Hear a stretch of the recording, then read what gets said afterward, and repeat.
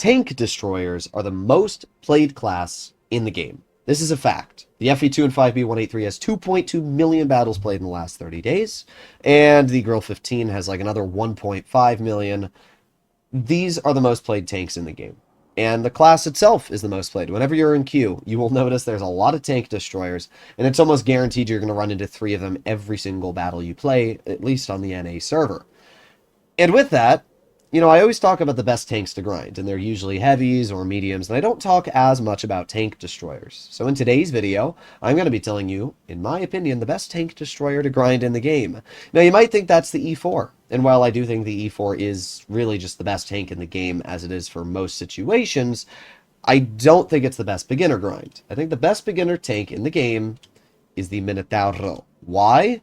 Well, there's a couple of reasons. First of all, it's a pretty easy grind. The Semovente Contra Caro 64 is one of the most overpowered tier 8s in the game, and even though it's getting nerfed next update by 20 mils on the turret and a little bit on the DPM, it's not going to take away from its capabilities. It's still going to be incredible.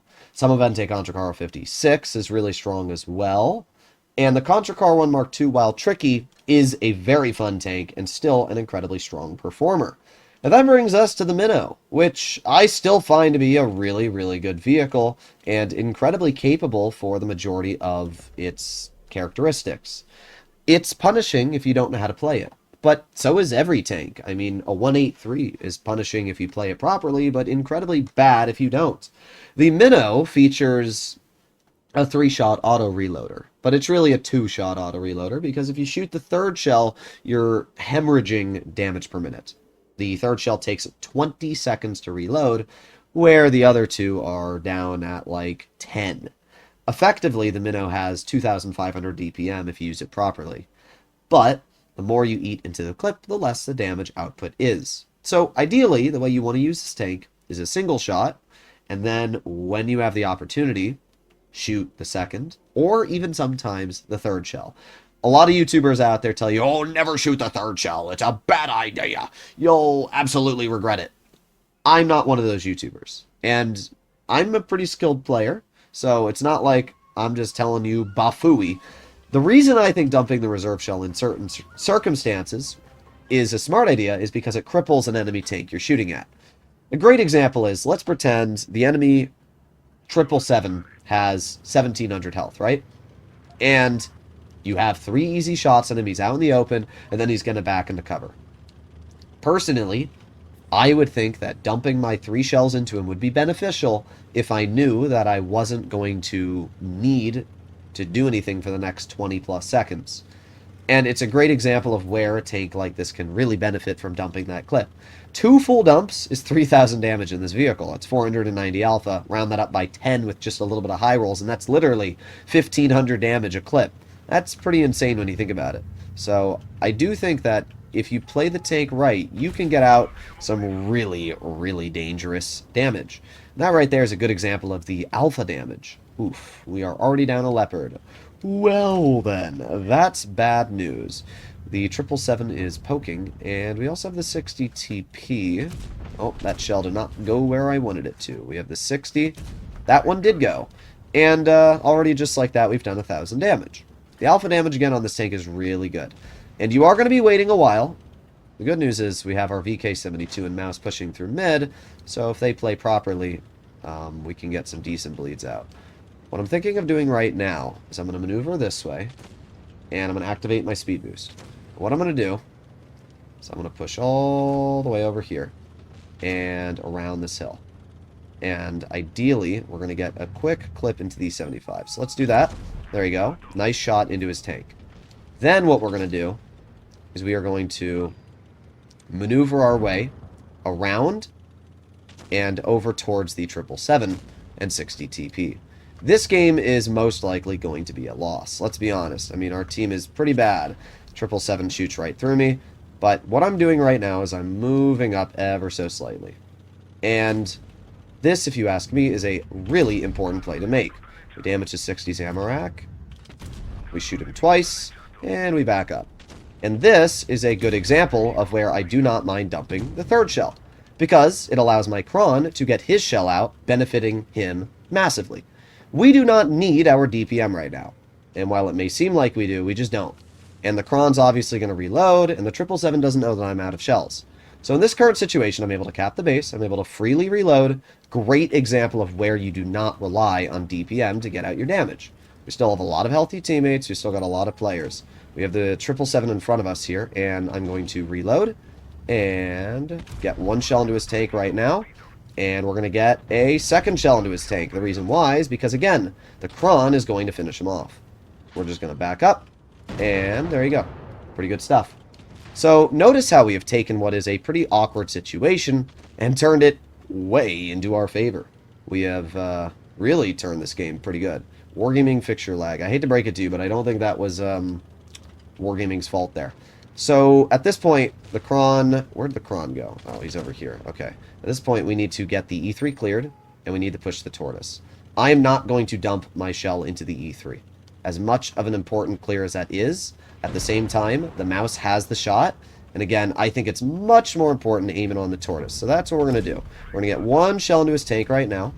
And two shells into his tank right now. And I'm going to let the Kron try and clear that. This is where DPM is important.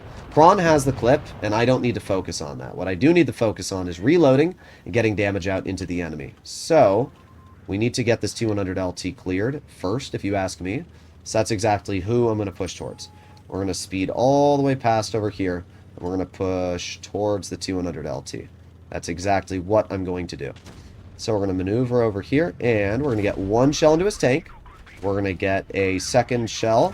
There you go. 600, and a third shell. There you go. Notice how, again, I do not mind dumping my reserve shell when in this type of situation. It's a great example. Because, sure, I might lose DPM doing it. But at the same time, I'm not really worried about getting out damage per minute in this game. I have plenty of time to reload. There's nothing the Yag can do to me. Not actually sure what he's doing. He's going to get bled again, yeah. And we're going to reload in just a couple seconds. Yag bounces the Kron.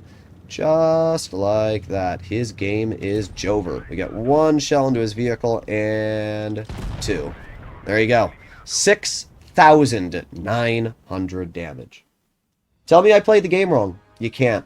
I played this game to a T perfectly. I did everything that I should have, and there you go. 7,000 damage. By the way, for people who say that damage per minute is an important value, it is. But saying that damage per minute is the only thing that makes a tank strong is factually incorrect. And this is a great example why. I'm using a vehicle that has arguably the lowest damage per minute in tier 10. Not only that, but I dumped my entire clip multiple times when I didn't need to. And yet I was still able to deal over 7,000 damage and carry an absolutely crazy game. Now I'm going to give my mouse and Kron both credit. Without these players, it would have been a loss. The mouse did his job, and so did the Kron. I needed those two players to support me. But just using teammates like these two players, we were able to win a crazy game. So, yes, as I mentioned, dumping your reserve shell is not the end-all be-all. You will watch other YouTubers, and they'll be like, oh my god, never dump your reserve shell. It'll throw the game. You'll do awful. Well, now you understand why, in certain circumstances, dumping your clip is a smart play. For example, why did I shoot my 3 shells into the 60 TP? It's very easy to understand. My Kron was on reload, and he only had 1 shell. If I had allowed that 60 TP to continue rushing my Kron, 2 things would have happened. First of all, the 777 could have had the opportunity to push me, which would have put me in a really awkward situation because now I have to fight a tank that has much higher DPM and very good heat penetration. That's the first thing you have to keep in mind. The second thing you have to keep in mind is if I didn't shoot that final shell into the 60 TP, the Kron would have then had to shoot his final shell into the 60, not killing him. 60 would have shot him once, possibly twice, and it would have put the Kron in a more problematic situation. So me not shooting that 60 puts me and the Kron in a situation that we don't want to be in, bleeding health. When I can just shoot the 60, my Kron kills him, gets hull down, stops the 777 from pushing me, allowing me to reload my clip, and then I can push the triple. And again, that's the same reason why I dumped my 2 shells into the 777. I knew that the Kron had 3 shells, and it's more beneficial for me to shoot 2 shells into that 777 and allow my Kron to kill him than it is only shooting one, waiting 10, 12 seconds for the reload, and then having one of us lose a bit of health. It's smarter to save your hit points and lower your DPM than it is to have higher DPM and less hit points. Because at the end of the day, I conserved all my HP throughout the entire battle. So that's as simple as it is. Hopefully we'll load into one more game, but we will see. By the way, I think I've already clarified my point on why the Minnow is one of the best tier 10s, especially for a beginner. Okay, we arrive on Falls Creek. Falls Creek is, it's an okay map. We have a no camo 113 not running hit points, and that's bad news. That's all I'm going to say.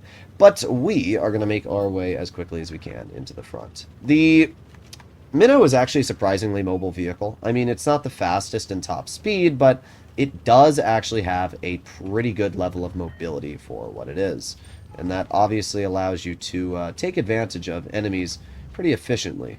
We have the enemy 777, and, well, here's what I'm thinking right now. What I'm thinking is that I can make my way onto the concept. Bruh. Let me through, please. Please. Bruh. That took way longer than it should have. What I'm thinking is I'm going to make my way over here. And, oh, that girl got a nice shot out. I'm going to push behind the concept 1B. And this is going to allow me to absolutely get some big old bleeds into his tank. So, there's one shell into the concept, and 2 shells into the concept, and 3. Now, see, that's a great example, again, where dumping my clip is just a flat dub with very little downsides. We brought what was a full health heavy to 800 hit points. And look how mad he is. We've ruined his game. And now he's trying to rush us. But at the end of the day, you can't really rush a Minnow because it's a heavily armored vehicle. And now I'm back in cover. Again, great example of where dumping my entire clip has done nothing but benefit me. I don't have to fight the enemy mediums, I don't have to deal with any of that shebang, and we reload in just a few seconds. And then we'll do it all again. We'll just reload the full clip. We still have 5 minutes left in the game anyway, and I didn't bleed any health. So 4, 3, 2, 1, and there you go. So now we push the concept once again. We do have the V4, but I'm just going to maneuver in a way that we can clear the concept, turn our tank towards the V4, and he's not able to shoot me. And see, he has reacted on, and there's no reason for me to dump my shells into him because I'm just going to lose effective health and DPM. So we're going to push over here, and now the Leopard can't shoot me, and the V4 can't shoot me, and we just chill, and we reload. And that's all you got to do. And the 777's going to back up, and we load in a heat shell, and he's dead. There you go. And notice how that concept said the Minnow's broken. It's not. The Minnow is a very easily counterable tank, but if you play it properly, it can be an incredibly hard one to go up against. So we are in a situation where that Leopard could be on my rear, but there's really not much I can do about it if he is. So what we're going to do is we're going to move up here. We're going to get behind the Badger. We're going to get 1 shell into his lower plate, and 2 shells into his lower plate. And this is a point where there's no real reason for me to dump my shell, because the Grill's going to kill him. So we'll just let the Grill get the kill, and we'll move on over to the Minnow. And again, great example of where we're doing a pretty swell job right now. So the 113 is pushing him. The Grill's obviously pushing him as well. And we've got just a couple seconds left. 3, 2, 1. There's 1 shell into the enemy Minnow. And 2 shells. Ooh, and a nice 560 roll. And all that leaves left is the 268 version 4 all the way in the spawn. So we're going to climb right over this hill. We're going to aim it on the V4. There you go. It was a bad roll, only 278 because he had reactive and it must have low rolled, but we did 5,000 damage. I mean, think about that. We did 5,000 damage. It was crazy. For how quick that game was, we took it apart perfectly. We saw what the enemy was doing. We saw how to counter them. Concept thought he was hot stuff pushing in the mid. Oh, I'm in my hull down heavy. You're not going to be able to do anything about me. Well, I saw that the mediums were not in a position where it was going to affect me. And I went wham, bam, bam. And a full health concept went down to 800 health just like that. Again, dumping the clip in situations where you do not need to worry about being rushed is highly beneficial.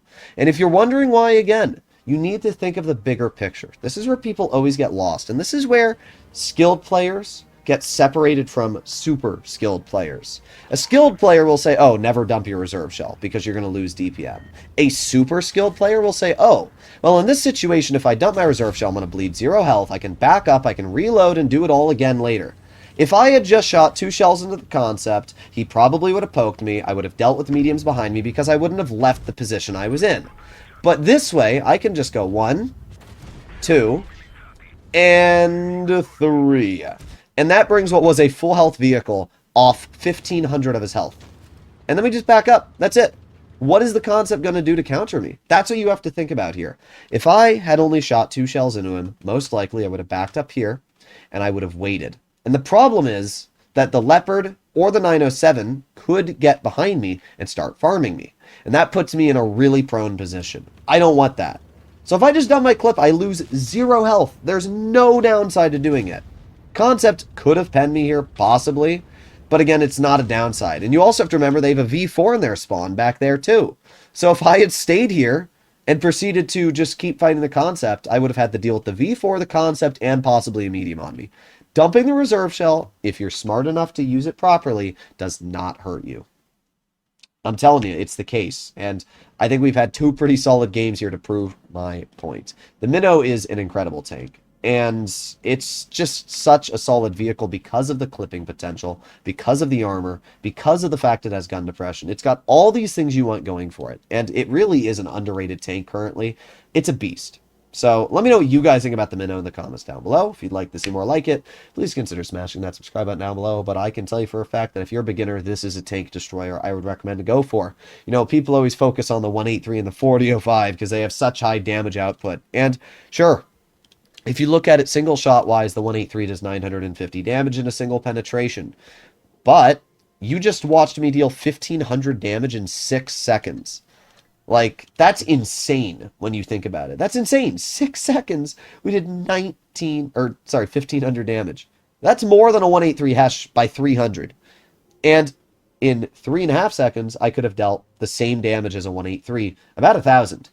That's why this tank is so insane. It really is. So let me know what you guys think. I'll see you in the next one. Bye-bye.